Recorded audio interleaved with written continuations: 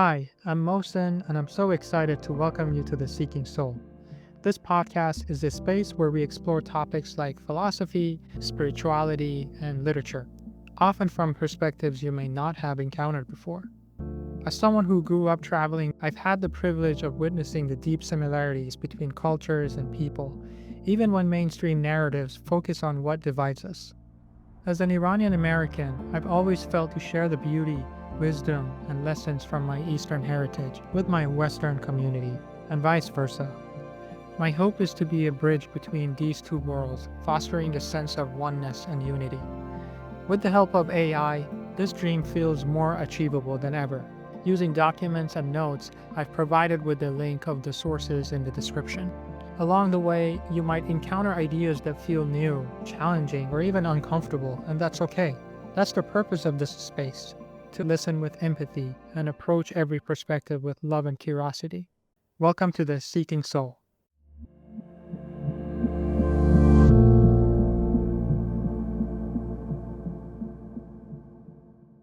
You know that feeling when you're trying to get your head around something really important, but you're just drowning in information, opinions, articles, just noise everywhere. What you really want are those moments, those aha moments where it suddenly clicks. And that's exactly what we're trying to do here in this deep dive. Precisely. Yeah, we're diving into ethics today. It's something that, well, it touches pretty much every part of our lives, doesn't it? Our choices, how we see the world, covering everything from quite deep philosophy to, practical advice for a better life. Right. And the source material, it brings in a lot of different angles, different perspectives. So our mission really is to pull out the actionable stuff, the insights that can genuinely help us all lead lives that feel more, I suppose, complete and definitely more ethical based on what we've explored. So where do we even start with this journey into ethics? Well, the speaker in our source kicks off with a really potent idea. He basically says that ethics, he calls it akhlaq, which means noble character. That's actually the ultimate goal, the culmination of all the prophet's teachings. He even quotes a saying, something like, "I was sent to perfect noble character." Wow. That puts it front and center, doesn't it? Ethics isn't just a side dish. It's the main course. It's the point of the spiritual guidance. Exactly. It frames it as the destination. So the big takeaway is living ethically isn't just rule following. It's the purpose of the whole journey. Like you said, the destination. Right. And he goes further, makes it even clearer. Says nothing boosts faith like good character. And the best among people, faith-wise, they're the ones with the best ethics. It really boils things down to what truly matters. It really does. Makes you rethink faith itself. It's not just belief locked in your head. It's how you act, who you are. Okay, so the discussion then takes this really interesting turn, talking about the fear of death. He suggests that this fear, the fear of just non-existence, is actually something planted in our minds. He even says by the devil, specifically to stop us from feeling joy, from being happy. Okay, let's unpack this a little. Yeah, it's quite a perspective. What's key here is how the source reframes death. Not as a full stop, like you said, but more like a transition. There's a quote mentioned, "Today you are going to your Lord." It implies, movement. Continuation. And then there's that image, so vivid, the dream of falling into a well, but then emerging as this radiant youth. It's such a powerful way to visualize that spiritual transformation through death. It makes you see death differently. Less end, more potential rebirth. Absolutely. Yeah, it captures that idea of renewal, growth. Yeah. Moving beyond just loss, which is how we usually frame it. He also touches on this idea of the pressure of the grave, but crucially, not as some, physical torment by angels, which is a common image. Instead, he explains it as, well, as the consequence of our own actions in life, like the weight of what we did or didn't do. Like if you neglect a friendship, right? That feeling, that weight, it's real, even if no one's actively punishing you. Our bad actions create that inner pressure we face later. That's a great analogy. Yeah, this view really shifts the focus. It's not external punishment, it's more internal, a reflection of our ethical life. So it's not about just knowing the right words, reciting phrases to pass some test. It's about the actual state of your heart, your deeds. The speaker uses that phrase, "The grave is a box of deeds." Powerful. Exactly. What really jumps out is this focus on genuine interchange. Your Lord, he says, isn't just who you say you serve. It's who or what you actually serve through your actions. Like, if all your energy goes into chasing wealth, then, well, that's your real focus, isn't it? Yeah. And that story about the scholar, the one that angels couldn't quite figure out where to put him because his true devotion was murky, that really hits home. It's the sincerity, the consistency inside that counts. He really underlines that judgment isn't about labels. It's about the real motivations, the values driving how we act. He also mentioned that idea, no lineage on the day of judgment, and quotes that verse. As you have come to us individually, alone, it just hammers home that individual accountability. In the end, it's just you and your deeds. Definitely reinforces that. Your personal ethical growth, your spiritual journey, that's what matters. Can't ride on your family's coattails or anything. Yeah. Your actions speak for themselves. Okay, let's shift focus slightly. The speaker lays out what he calls the 3 essential pieces of news, the big headlines, if you will. 1, God exists. 2, there's a day of judgment. And 3, this principle that the universe responds to us. He uses that metaphor. This world is a mountain and our deeds are a call. The echoes return to us. That's quite something to think about. It is. It paints this picture of a deeply connected reality where our ethical choices ripple outwards. They have real consequences, seen and unseen. It's a strong motivator for mindfulness in our actions, right? Definitely. He even tells that story about the Bedouin who asked about good and bad deeds. Just grasping that basic cause and effect made him learned. It's a good reminder. Sometimes the biggest truths are pretty simple. And then he gives the logic behind it. Basic principle, an effect mirrors its cause. So lies tend to breed negativity. Truth tends to bring positive results. It's like the universe reflecting our actions back. Makes sense. And this point really stood out for me. He mentions a Quranic verse saying, people who believe in God the last day and do good deeds, they get their reward. Regardless of their specific religious label, it points to something universal about ethics. Precisely. Yet suggests these core ethical values transcend religious boundaries. It's sincerity and good actions that really count in the divine perspective. Okay, so let's talk about worship. The speaker explains prayer as basically a conversation with God, a dialogue.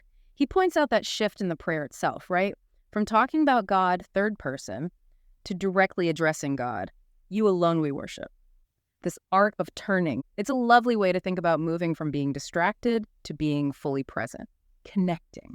It signifies moving beyond just the ritual motions to something much more personal, intimate. And I love that quote attributed to Ali, I do not worship a Lord I do not see. It just underlines that need for a deeper felt experience in worship, not just empty forms. It really challenges that idea of just going through the motions. It calls for conscious, engaged worship where your heart is actually seeking that connection. He then pictures prayer as a kind of spiritual climb, a mirage, an ascent, something that requires ongoing effort, reflection.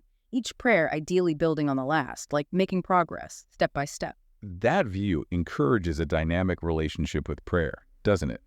Not static, always striving to improve, be more mindful. He gets practical too, acknowledges those distracting thoughts we all have during prayer, stresses how important it is to keep remembering God throughout the day, like building the muscle outside of prayer time makes it stronger during prayer. That's such a crucial point. If we're trying to be ethical and mindful of God in daily life, our formal worship naturally becomes more focused, more meaningful. And he even brings in the aesthetics, the harmony of the movements, the sound of the recitation, seeing prayer as potentially beautiful artistically. Yes, this holistic view, it's not just spiritual or intellectual, but aesthetic too, recognizing the beauty in the practice itself. So moving to practical steps, how do we actually improve ethically?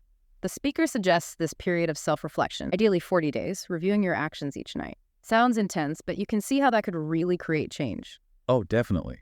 Self-reflection is such a powerful engine for ethical growth. Regularly checking in on our actions, our intentions, it builds self-awareness, shows us where we need work. And then there's the film test. Love this. Would you be okay if your daily interactions were filmed and shown publicly? It's so direct, cuts through self-deception, makes you really think about how you treat people. It forces you to face the reality of your words, your actions.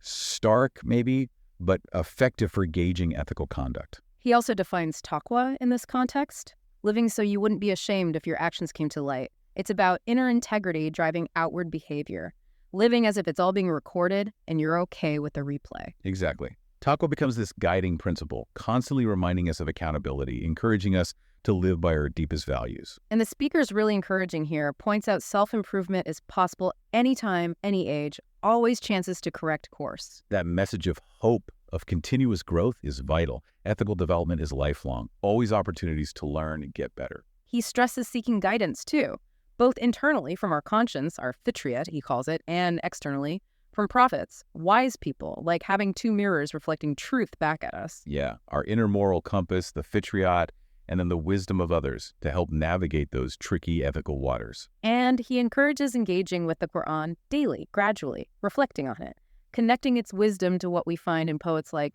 Saadi, Rumi, Hafiz, seeing that common thread of human conscience, of ethics. Absolutely. Recognizing those shared principles across different traditions can really deepen our understanding. This leads nicely into the meaning of Bismillah, that phrase we say at the start of things. He frames it as the crucial first step to move beyond the ego, the pharaonic self, he calls it, and connect with divine qualities. It's about humility, acknowledging something bigger. It is. And the idea that the ego is often the root of unethical behavior is fascinating. Starting with Bismillah, in the name of God, acknowledges our reliance on the divine, aims to align our actions with higher principles. Yeah, and he draws that distinction, reputation versus character, what people think versus what God and the angels know. A powerful reminder of where the real focus should be. True character is that internal integrity, isn't it? Regardless of external appearances. And this idea that genuine friendship, real connection, comes from sharing that ultimate goal-seeking God. It kind of reframes relationships around shared values, shared striving. It elevates them, definitely. Beyond surface stuff to a shared spiritual journey. Deeper support, deeper understanding. Now, this is a big one. Balancing dunya, the world, and deen, religion. The speaker clarifies something crucial. Dunya, in the negative sense, isn't the world itself, work, family, enjoyment. It's heedlessness, forgetting God. Absolutely. That's such an important distinction. It's not about rejecting the world, but our attitude within it. Work, family, enjoying life. These can all be forms of worship if done with good intention, keeping ethics in mind. Right, and that quote he shares, if you can buy religion with the world, do so. Do not listen to the dib tempter. Using worldly resources for spiritual aims. The world is a tool. Exactly. He explains the world becomes like a mirage only when it's our sole focus, when we lose sight of the eternal. It's all about perspective priorities. Yeah, when the temporary stuff becomes the be-all and end-all, we lose the bigger picture. And this concept of rooting out the world by using its resources for spiritual goals, transforming the mundane through intention. Right. Dedicating worldly actions to higher purposes give them spiritual weight, turns potential distractions into means of growth. That analogy of the traveler going to the destination, God, gives meaning to all the stops along the way, keeping the goal in sight. Yeah, our ultimate spiritual destination provides the context, the meaning for everything we do here, turns it into a journey. He stresses attachments aren't inherently bad as long as God isn't forgotten. It's the forgetting that makes even worship hollow. Mindfulness is key. Constant awareness of the divine presence keeps our engagement with the world, even our worship, genuine, prevents empty routine. And he encourages exploring worldly knowledge, science, but with a divine intention, seeing all knowledge as potentially leading back to the Creator. Seeking knowledge sincerely, to understand the world and our place, can ultimately deepen our appreciation for divine wisdom and power. Finally, he mentions that verse about people whose business dealings don't distract them from remembering God, highlighting that true devotion is possible right in the thick of everyday life, weaving faith into everything. True devotion isn't withdrawal, it's maintaining that connection amidst worldly activities. Okay, so how do we actively cultivate these divine attributes in ourselves? The speaker talks about embodying generosity by trusting in God's provision, living with faith, an open hand, an open heart. Generosity flowing from trust, recognizing everything's ultimately from God. Exactly.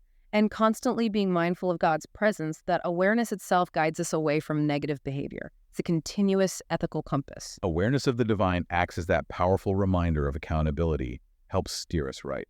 And love, highlighted as the most significant connection. He's lunch, he loves them, and they love him. That's the absolute core of the relationship. That mutual love is presented as the ultimate bond, the driving force for our spiritual and ethical path. He talks about God's naz, that blend of subtlety and grandeur, and our need to seek that connection sincerely, approaching with reverence, real longing. That delicate balance of closeness and transcendence. It requires sincere effort, humility from us. And this point, God doesn't need to do flashy miracles to convince deniers. The signs are everywhere for those with open eyes, open hearts. Precisely.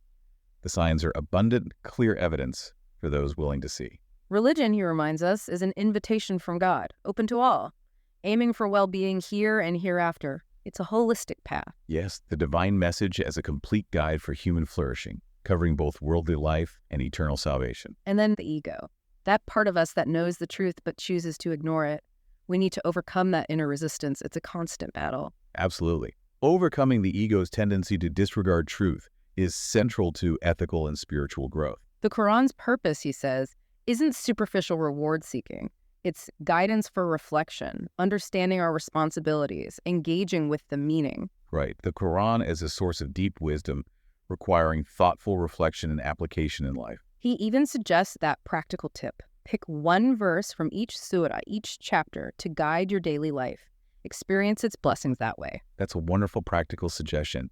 Engaging with it like that makes the teachings really personal, impactful in daily choices. And the blessings inherent in prayer itself, provided we're mindful, it's about the quality of connection, not just ticking a box. Mindfulness transforms prayer from obligation to a powerful source of spiritual nourishment, inner peace.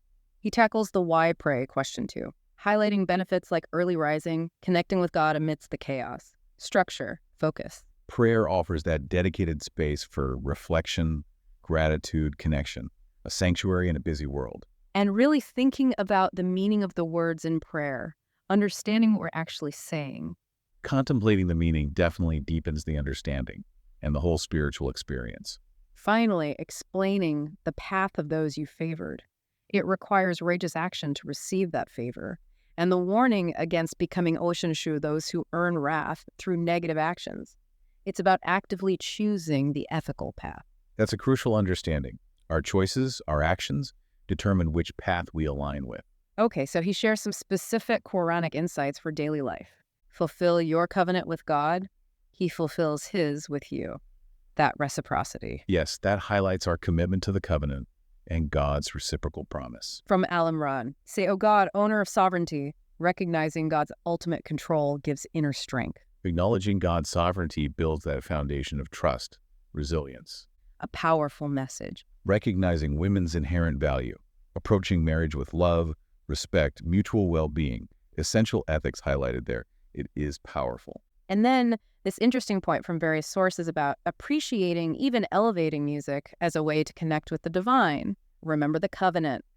True art rooted in love for God and ethics. That's an interesting take on art's role. It really elevates art, especially music, doesn't it? As a potential path for spiritual connection, remembrance, but grounding it firmly in ethics, a valuable viewpoint. And finally, justice and fairness in all dealings. Woe to those who cheat, who give less than due. Fundamental ethical conduct. Absolutely essential. Wow. Justice and fairness in all interactions, non-negotiable. So wrapping this deep dive up, it's just so clear, isn't it, how deeply ethics and spirituality are woven into everyday life. Not abstract ideas at all. They shape everything, how we face death, how we treat each other, how we do business. Absolutely. And that journey of self-improvement, seeking divine connection, it's ongoing. It takes real effort, real self-awareness.